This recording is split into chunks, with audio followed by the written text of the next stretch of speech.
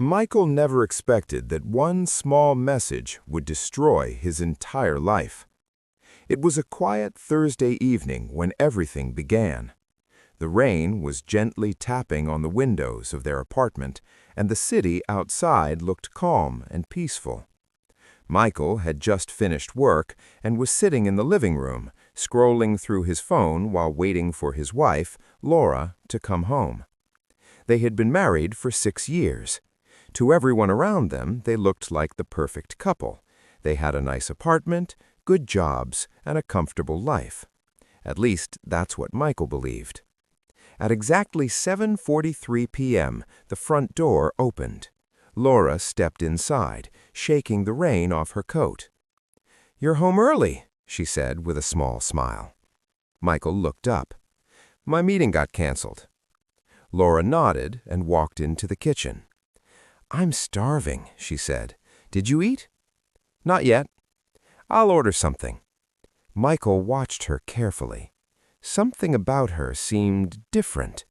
Maybe it was the way she avoided eye contact, or the way she kept checking her phone. But he decided not to think too much about it. Everyone has stressful days. 20 minutes later, they were sitting at the table eating dinner. Laura's phone suddenly vibrated. She quickly picked it up.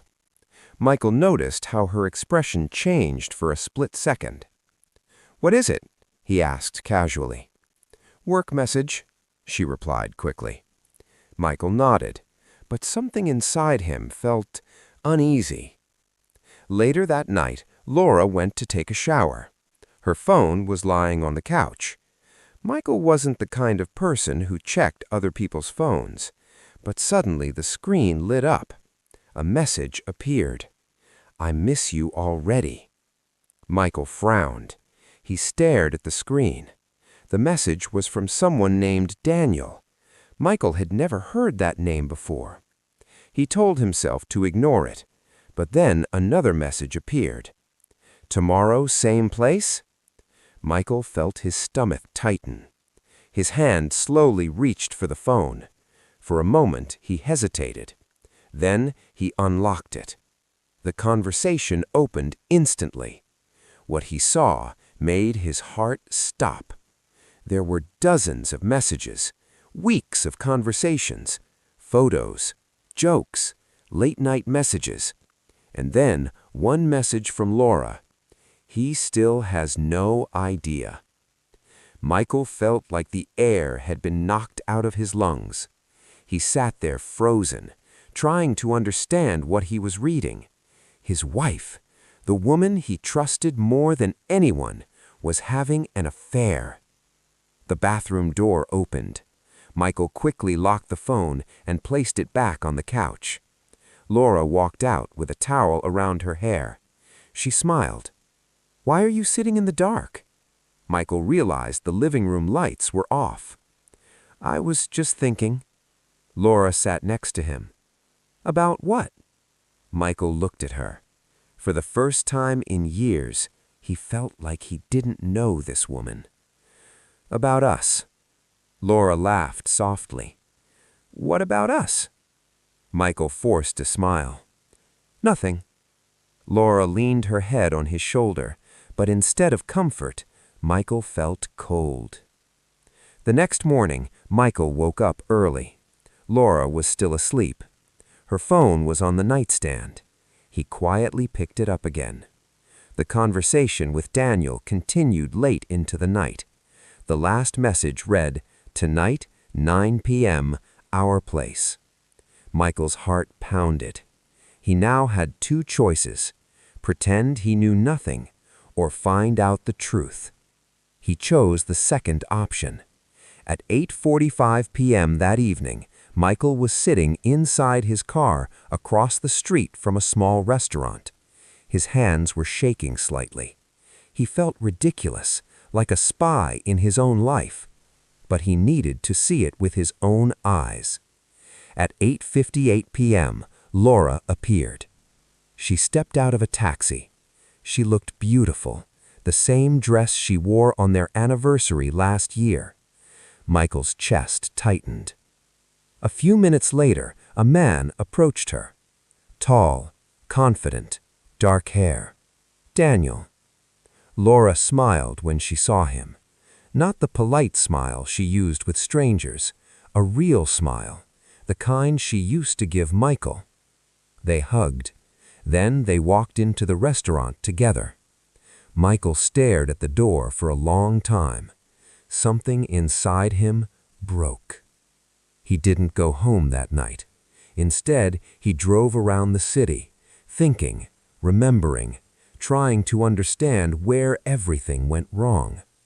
He remembered the day he met Laura. It was a small coffee shop. She spilled coffee on his shirt by accident. They laughed about it for hours. That was the beginning. Now, 6 years later, everything was ending. When Michael finally came home around midnight, Laura was already there. She was sitting on the couch, watching TV. "Hey," she said casually. "Where were you?" Michael looked at her. "Out." Laura nodded. "I waited for you."